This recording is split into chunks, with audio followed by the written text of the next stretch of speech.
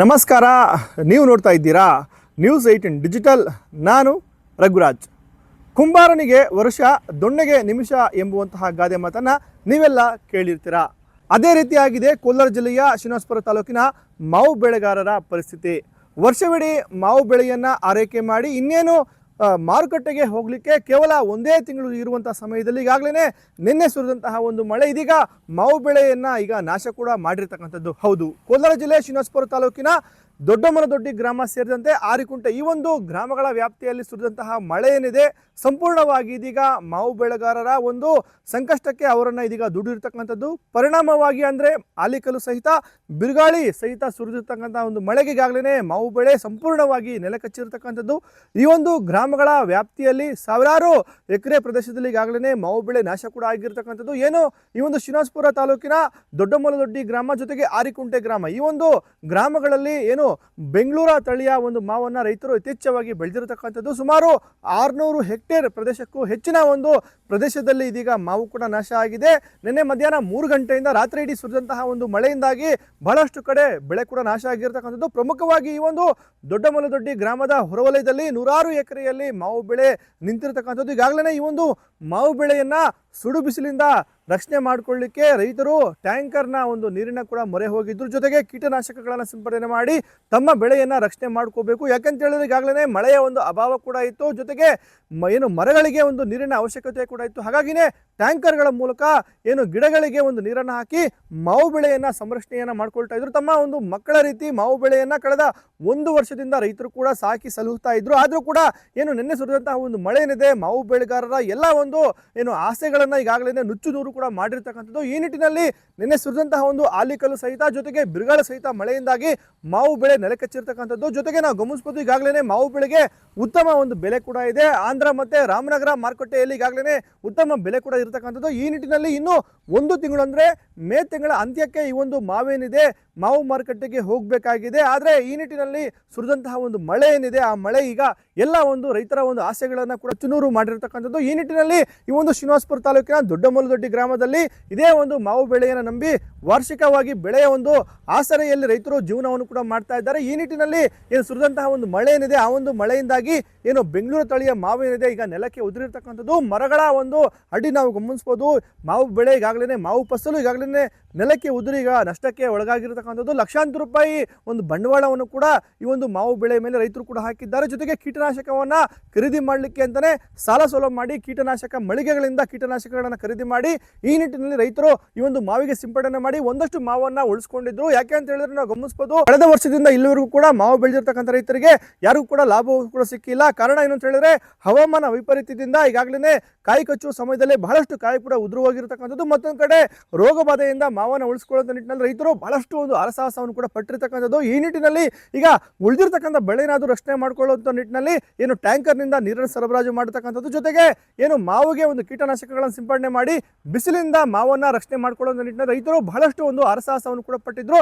ಆದರೆ ಎಲ್ಲವೂ ಕೂಡ ರೈತರು ಮಾಡಿದ್ರು ಕೂಡ ನಿನ್ನೆ ಸುರಿದಂತಹ ಒಂದೇ ಒಂದು ಮಳೆ ಏನಿದೆ ರೈತರ ಒಂದು ಆಸೆಗೆ ತಣ್ಣೀರು ಎರಚಿರ್ತಕ್ಕಂಥದ್ದು. ಏನು ಇದರ ಪರಿಣಾಮವಾಗಿ ಸುಮಾರು 600 ಹೆಕ್ಟೇರ್ಗೂ ಹೆಚ್ಚಿನ ಒಂದು ಪ್ರದೇಶದಲ್ಲಿ ಮಾವು ಬೆಳೆ ನಾಶ ಆಗಿರತಕ್ಕಂಥದ್ದು. ಆಲಿಕಲ್ಲು ಸಹಿತ ಒಂದ್ ಕಡೆ ಮಳೆ ಆದ್ರೆ ಮತ್ತೊಂದು ಕಡೆ ಬಿರುಗಾಳಿ ಸಹಿತ ಮಳೆ ಆಗಿರ್ತಕ್ಕಂಥದ್ದು. ಈ ನಿಟ್ಟಿನಲ್ಲಿ ಮಾವು ಏನು ಮರಗಳಿಂದ ಉದುರು ಈಗಾಗಲೇ ನೆಲೆ ಕಚ್ಚಿರ್ತಕ್ಕಂಥದ್ದು. ಇನ್ನು ಉದುರಿರ್ತಕ್ಕಂಥ ಮಾವನ್ನ ಯಾರು ಕೂಡ ಖರೀದಿ ಮಾಡೋದಿಲ್ಲ. ಯಾಕೆ ಅಂತ ಹೇಳಿದ್ರೆ ಈ ಒಂದು ಮಾವು ಏನಿದೆ ಇನ್ನೂ 1 ತಿಂಗಳಾದ ನಂತರ ಈ ಒಂದು ಕಾಯಿ ಕಟಾವು ಮಾಡಲಿಕ್ಕೆ ಸಮಯ ಬರ್ತಾ ಇತ್ತು. ಆದ್ರೆ ಇದೀಗ ಕಟಾವು ಮಾಡ್ಲಿಕ್ಕೂ ಕೂಡ ರೈತರಿಗೆ ಆಗ್ತಾ ಇಲ್ಲ. ನೆಲಕ್ಕೆ ಉದುರಿರ್ತಕ್ಕಂಥ ಮಾವನ್ನ ಇದೀಗ ರೈತರು ಆಯ್ದು ತಿಪ್ಪೆಗೆ ಬಿಸಾಡುವಂತಹ ಒಂದು ಸನ್ನಿವೇಶ ಸೃಷ್ಟಿಯಾಗಿರ್ತಕ್ಕಂಥದ್ದು. ಇದಕ್ಕೆ ಸಂಬಂಧಪಟ್ಟಂತೆ ದೊಡ್ಡಮನದೊಡ್ಡಿ ಗ್ರಾಮದ ರೈತರು ಕೂಡ ಮಾತನಾಡಿದ್ದಾರೆ. ನಮಗೆ ಆಗಿರ್ತಕ್ಕಂಥ ಒಂದು ನಷ್ಟ ಏನಿದೆ ಲಕ್ಷಾಂತರ ರೂಪಾಯಿ ನಷ್ಟ ಕೂಡ ಆಗಿರ್ತಕ್ಕಂಥದ್ದು. ಸಂಬಂಧಪಟ್ಟಂತ ಇಲಾಖೆ ಅಧಿಕಾರಿಗಳು ಈ ಒಂದು ಗ್ರಾಮಕ್ಕೆ ಭೇಟಿ ಕೊಟ್ಟು ನಮಗೆ ಆಗಿರ್ತಕ್ಕಂಥ ಒಂದು ಮಾವಿನ ಬೆಳೆ ನಷ್ಟಕ್ಕೆ ಸರ್ಕಾರ ಪರಿಹಾರವನ್ನ ಕೊಡಬೇಕು ಅಂತಕ್ಕಂಥ ಒತ್ತಾಯವನ್ನು ಇದೀಗ ರೈತರು ಕೂಡ ಮಾಡಿರ್ತಕ್ಕಂಥದ್ದು. ಇಲ್ಲಿ ದೊಡ್ಡಮನದೊಡ್ಡಿ ಗ್ರಾಮದಲ್ಲಿ ನಿನ್ನೆ ಸುರಿದಂಥ ಒಂದು ಮಧ್ಯಾಹ್ನ 3 ಗಂಟೆ ಸುಮಾರಿಗೆ ಸುರಿದಂಥ ಭಾರೀ ಬಿರುಗಾಳಿ ಆಲಿಕಲ್ಲು ಸಮೇತ ಮಳೆಗೆ ಮಾವು ತುಂಬಾ ನೆಲ ಕಚ್ಚಿದೆ ಸರ್. ಮಾವಿನ ಬೆಳೆ ಇದನ್ನು ಸುಮಾರು ಒಂದು 300ರಿಂದ 350 ಕುಟುಂಬಗಳು ಇದೇ ಮಾವನ್ನು ನಂಬಿಕೊಂಡು ಬದುಕ್ತಾ ಇದ್ದಾರೆ. ಬಟ್ ನಿನ್ನೆವರೆಗೂ ಮಳೆ ಬಂದರೆ ಸಾಕು ಅಂತ ಕಾಯ್ತಾ ಇದ್ವಿ.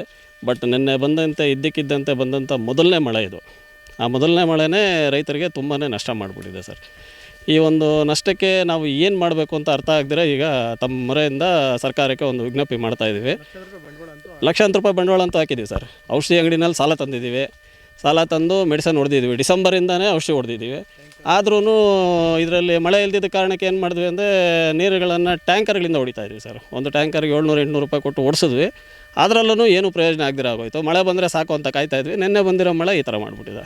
ಹಾಗಾಗಿ ದಯವಿಟ್ಟು ತಮ್ಮ ಮುಖಾಂತರ ವಿನಂತಿಸ್ಕೊಳ್ತೀವಿ, ಸರ್ಕಾರ ಇದ್ರ ಬಗ್ಗೆ ಸೂಕ್ತ ಗಮನ ಹರಿಸಿ ರೈತರಿಗೆ ಪರಿಹಾರ ಕೊಡಿಸ್ಬೇಕು ಅಂತ ತಮ್ಮಲ್ಲಿ ಕಳಕಳಿಯಾಗಿ ಕೇಳ್ಕೊತೀವಿ ಸರ್. ಬುಧವಾರ 5 ಗಂಟೆಗೆ ಬಿದ್ದ ಭಾರೀ ಮಳೆ, ಬಿರುಗಾಳಿ ಸಮೇತ ಆಲಿಕಲ್ಲಿ ಮಳೆಯಾಗಿದ್ದು ಕೋಟ್ಯಾಂತರ ರೂಪಾಯಿ ಮಾವಿನಕಾಯಿ ಬೆಳೆ ನಷ್ಟ ಆಗಿದ್ದು, ಇದಕ್ಕೆ ಸೂಕ್ತ ಪರಿಹಾರ ಸರ್ಕಾರ ಒದಗಿಸಬೇಕಾಗಿ ತಮ್ಮಲ್ಲಿ ಈ ಮೂಲಕ ಮನವಿ ಮಾಡ್ತಿದ್ದೇನೆ. ಸುಮಾರು 600-700 ಎಕರೆ ಇದು ಜಮೀನಿದ್ದು 300-350 ಜನ ರೈತರು ಇದನ್ನು ಅವಲಂಬಿ ಮಾವಿನಕಾಯಿ ನಂಬಿಕೊಂಡು ಜೀವನ ಮಾಡ್ತಿದ್ದರು. ಈಗ ಏನಾದ್ರು ಸೂಕ್ತ ಪರಿಹಾರ, ಇನ್ನೇನು ಒಂದು ತಿಂಗಳಲ್ಲಿ ಮಾರ್ಕೆಟು ಪ್ರಾರಂಭ ಆಗ್ತಾಯಿತ್ತು. ಈಗ ಮುಖ್ಯವಾಗಿ ತೋತಾಪುರಿ, ರಸಪುರಿ, ರಾಜಗಿರ, ಬಾದಾಮಿ ವೆರೈಟಿ ಕಾಯಿಗಳು ಎಲ್ಲ ಭೂಮಿ ನೆಲೆ ಕಚ್ಚಿದ್ದು ಈಗ ಕೋಟ್ಯಾಂತರ ರೂಪಾಯಿ ಬೆಳೆ ನಷ್ಟ ಆಗಿದೆ ಸರ್. ಇದಕ್ಕೇನೋ ಸರ್ಕಾರ ಸೂಕ್ತ ಪರಿಹಾರ ಕೊಟ್ಟರೆ ಒಳ್ಳೆಯದಾಗುತ್ತೆ ಅಂತ ನಮ್ಮ ಡಿಸೆಂಬರಿಂದನೇ ನಾವು ಮದ್ದುಗಳು ಹೊಡ್ಸ್ಕೊಂಡು ಬಂದು ಈಗ ಕೆಲವರು ಟ್ಯಾಂಕರ್ ಮೂಲಕ ನೀರು ಸರಬರಾಜು ಮಾಡ್ತೀವಿ. ಇಲ್ಲಿ ಬೇಸಿಗೆ ಕಾಲ ಇರಲ್ಲ ಸರ್, ಒಂದು 3-4 ತಿಂಗಳ ಮಳೆ ಇರಲಿಲ್ಲ. ಈಗ ನೀರಿನ ಟ್ಯಾಂಕರು ಬೋರ್ವೆಲ್ಲಿಂದ ನೀರು ಓಡಿಸಿ ಈಗ ಬೆಲೆ ಎಲ್ಲ ಬೆಳ್ಕೊಂಡಿದ್ವಿ. ಈಗ ನೆನ್ನೆ ಅಕಾಲಿಕ ಮಳೆಯಿಂದಾಗಿ ಸ್ವಲ್ಪ ನಷ್ಟ ಆಗಿದೆ. 90% ಭಾಗ ನಷ್ಟ ಆಗಿದೆ ಸರ್. ಈಗ ಕಾಯಿ ರೆಡಿ ಇಲ್ಲ, ಎತ್ತು ಬಿಸಾಕೋದು ಸರ್. ಮಾರ್ಕೆಟ್ಗೆ ಇದು ಯೂಸ್ ಆಗಲ್ಲ ಸರ್ ಕಾಯಿ. ಮಾವು ಬೆಳೆ ಇದೆ ಸರ್, ಈಗ ಉತ್ತಮ ರೇಟು ಇದೆ. ಬಟ್ ನಮ್ಮ ಕಾಯಿನೂ ಮೆಚುರಿಟಿ ಆಗಿಲ್ವಲ್ಲ, ಇದನ್ನು ಅವರು ತಗೊಳ್ಳೋದಿಲ್ಲ ಸರ್ ಈಗ ಸದ್ಯಕ್ಕೆ. ಇನ್ನೊಂದು 20 ದಿವಸ ಇಲ್ಲ, ಒಂದು ಮೇ 25ನೇ ತಾರೀಕು ಮೇಲೆ ಆಗಿದ್ದರೆ ಮಾರ್ಕೆಟ್ ಓಪನ್ ಆಗ್ತಾಯಿತ್ತು. ಆವಾಗ ಏನಾದ್ರು ಸ್ವಲ್ಪ ಮೂಮೆಂಟ್ಸ್ ಆಗ್ತಾಯಿತ್ತು ಸರ್. ಇವಾಗ ಸೇಲ್ ಆಗೋದಿಲ್ಲ ಸರ್. ಸರ್ಕಾರಕ್ಕೆ ಈ ಕೂಡಲೇ ತಹಸೀಲ್ದಾರ್ ಸಾಹೇಬ್ರಿಗೆ ಗಮನ ತಂದಿದ್ವಿ, ಶಾಸಕರಿಗೆ ಹೇಳಿದ್ವಿ, MP ಸಾಹೇಬ್ರಿಗೆ ಹೇಳಿದ್ವಿ. ಅವ್ರೇನಾದ್ರು ಸರ್ಕಾರದ ಮೇಲೆ ಉತ್ತರ ತಂದು ಹೆಕ್ಟೇರ್ಗೆ ಇಷ್ಟೊಂದು ಪರಿಹಾರ ಘೋಷಣೆ ಮಾಡಿದರೆ ಒಳ್ಳೆಯದಾಗುತ್ತೆ ಅಂತ ನಮ್ಮ ಭಾವನೆ. ಈಗಾಗಲೇ ತೋಟಗಾರಿಕಾ ಇಲಾಖೆ ಅಧಿಕಾರಿಗಳು ಸ್ಥಳಕ್ಕೆ ಭೇಟಿ ಕೊಟ್ಟು ಪರಿಶೀಲನೆ ಕೂಡ ಮಾಡಿದ್ದಾರೆ. ಸಂಬಂಧಪಟ್ಟಂತೆ ಜಿಲ್ಲಾಡಳಿತಕ್ಕೆ ವರದಿಯನ್ನು ಕೊಟ್ಟು ರಾಜ್ಯ ಸರ್ಕಾರಕ್ಕೆ ಮಾಹಿತಿಯನ್ನು ಕೊಟ್ಟು ಖಂಡಿತ ರೈತರಿಗೆ ಪರಿಹಾರವನ್ನು ಒದಗಿಸಿಕೊಡ್ತೀವಿ ಅಂತಕ್ಕಂಥ ಮಾತನ್ನು ಕೂಡ ಈಗಾಗಲೇ ಹೇಳಿರ್ತಕ್ಕಂಥದ್ದು.